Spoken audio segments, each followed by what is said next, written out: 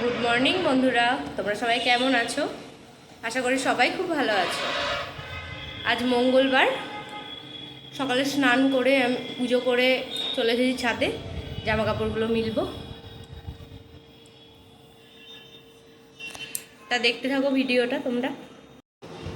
Video যদি ভালো লাগে তাহলে প্লিজ লাইক, কমেন্ট, শেয়ার এবং সাবস্ক্রাইব করে দিও।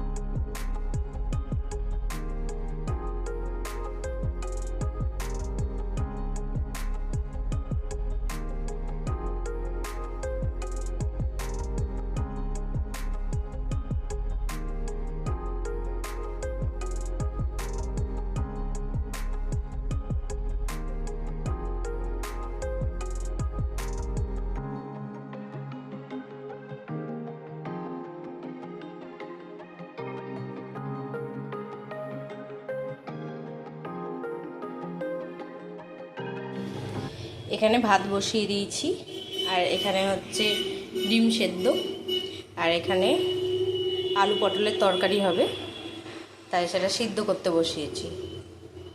সেদ্ধ হয়ে গেলে ছুঁকে দেব।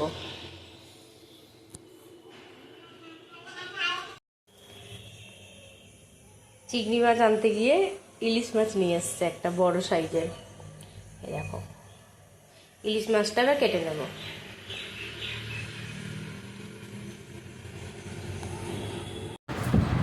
ডিম সেদ্ধ করা হয়ে গিয়েছে, এবার ব্রাউন রাইসটা বসিয়ে দিয়েছি, আর আলু পটলটা সিদ্ধ করে নিয়েছিলাম প্রেসার কুকারে, সেটাও এবার ছুঁকে নেব।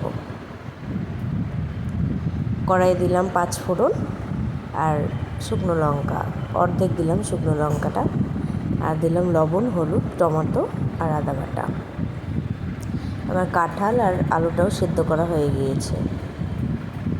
আজকে কাঁঠাল আলুর দম হবে, চিংড়ি মাছ দিয়ে কাঁঠাল আলুর দমটা করবো তাই ভেবেছিলাম, তো চিংড়ি মাছ পাইনি, তাই ইলিশ মাছ নিয়ে এসছে আজকে। তা ইলিশ মাছের ভাপা করব, আর কাঁঠালটা এমনি এমনি করব। আলু পটলের তরকারিটা হয়ে গিয়েছে, নামিয়ে নিলাম। এবার কড়াই আবার তেল দিলাম, দিয়ে কালো জিরে আর একটু টমেটো দিলাম। মেয়ের জন্য একটু মুসুরির ডালটা ছুঁকবো, ভাতে মুসুরির ডালটা দিয়ে দিয়েছিলাম। ভাতটা হয়ে গিয়েছে আমার, ব্রাউন রাইসটাও নামিয়ে নিয়েছি, ব্রাউন রাইসটাও হয়ে গিয়েছে। তার জন্য ডালটা ছুঁকে দিচ্ছি মেয়ের জন্য। ডালে ফোড়নে কোনো লঙ্কা দিইনি, যেহেতু মেয়ে খাবে, তাই কালো জিরে, টমেটো, লবণ, হলুদ দিয়ে ছুঁকে দিয়েছি। ডালটা হয়ে গিয়েছে, এবার নামিয়ে নেব। তারপর কড়াইটা আবার বসিয়ে দিয়েছি, তেল দিয়ে দিলাম কড়াইয়ে। কাঁঠাল আলুর দমটা করে নেব। একটা শুকনো লঙ্কা আর সাদা জিরে দিলাম তেলে ফোড়নে। এবার দেব টমেটো, লবণ, হলুদ, আদা বাটা, কাশ্মীরি লঙ্কার গুঁড়ো, আর দেব মিট মশলা, দিয়ে মশলাটা ভালো করে কষিয়ে নেব।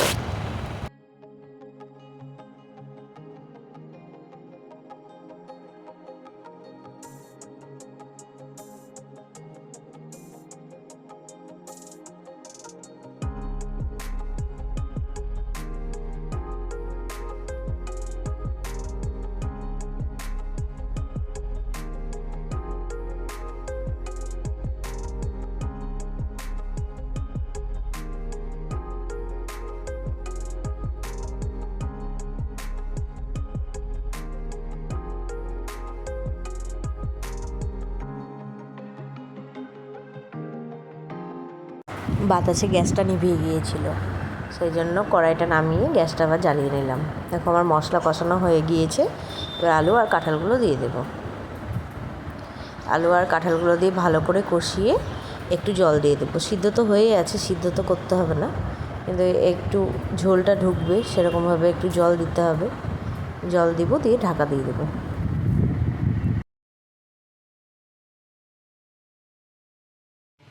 এখানে ইলিশ মাছটা কেটে নিয়েছি,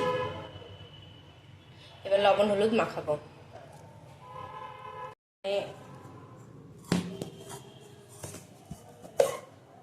দেখো এখানে পোস্ত, সাদা সর্ষে আর কালো সর্ষে বেটে নিয়েছি, ইলিশ মাছের ভাপা করবো।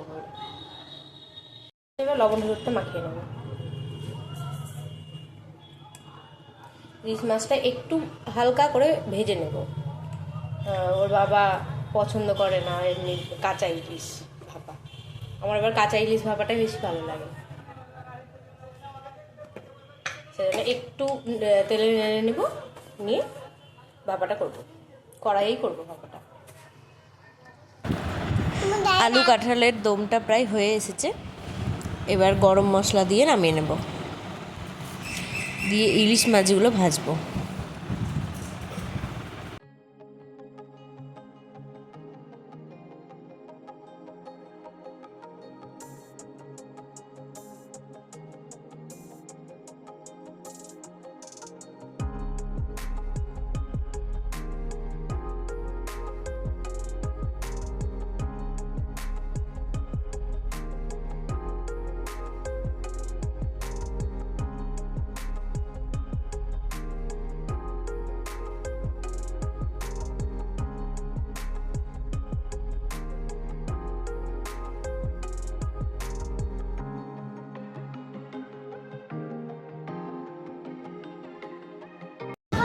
কড়াইয়ে আরেকটু তেল দিয়ে দিলাম, আর দিলাম কালো জিরে আর শুকনো লঙ্কা, দিয়ে টমেটোটা দিয়ে দিলাম। এবার লবণ আর হলুদ দেব, দিয়ে টমেটোটা একটু কষিয়ে নেব, দিয়ে মশলাটা দিয়ে দেব। আমার টমেটোটা কষানো হয়ে গিয়েছে, এবার মশলাটা দিয়ে দিচ্ছি। এবার কিছুটা জলও দিয়ে দিলাম। এবার মাছগুলো দিয়ে দেব, মাছগুলো দিয়ে একটা কাঁচা লঙ্কা দিয়ে দেব, আর কাঁচা লঙ্কাটা দিয়ে আমি মাছগুলো দিয়ে ঢেকে দেব। খানিকক্ষণ ফুটবে, তারপর নামাবো। আমার রান্না বান্না হয়ে গিয়েছে। এখানে আছে ভাত, ব্রাউন রাইস আর ডিম সেদ্ধ, মুসুরির ডাল মেয়ের জন্য করে রেখেছি। ওটা মেয়েকে যেহেতু এই সর্ষে বাটার ঝোল এসব দেবো না, সেজন্য মেয়ের জন্য ওটা করে রেখেছি। এখানে আছে ইলিশ মাছের ঝোল, ঠিক ভাপাও হয়নি, কারণ আগে ভেজে নিয়েছিলাম, যে সর্ষে বাটা দিয়ে করেছি। আর এখানে আছে এঁচোড়ের দম আর পটলের তরকারি। আমার সমস্ত কাজকর্ম হয়ে গিয়েছে, এবার চলে এসেছি বিছানাটা তুলতে। তো বিছানাটা গুছিয়ে নেব, এই ঘরেরও বিছানাটা গুছাবো, ওই ঘরেরও বিছানাটা গুছাবো। বিছানাগুলোই গুছিয়ে নিই, তারপর জামা কাপড়গুলো নিয়ে আসবো উপর থেকে। জামা কাপড়গুলো নিয়ে এসে জামা কাপড়গুলো ভাঁজ করবো। আমার রান্নাঘর পরিষ্কার করা, বাসন মাজা, মেয়েকে স্নান করানো, খাওয়ানো সমস্তটাই হয়ে গিয়েছে। মেয়ে এখন কলা খাচ্ছে ভাত খেয়ে উঠে।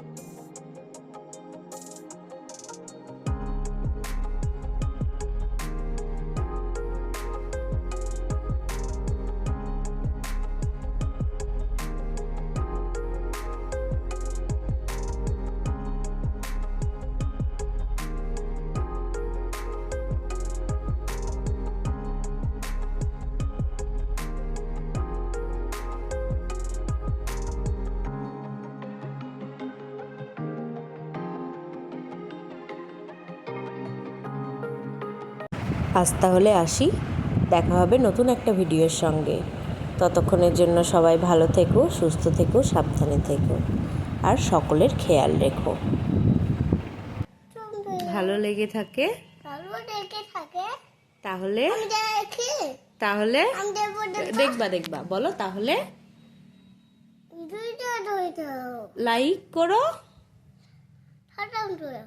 সাবস্ক্রাইব করো, আর শেয়ার করো।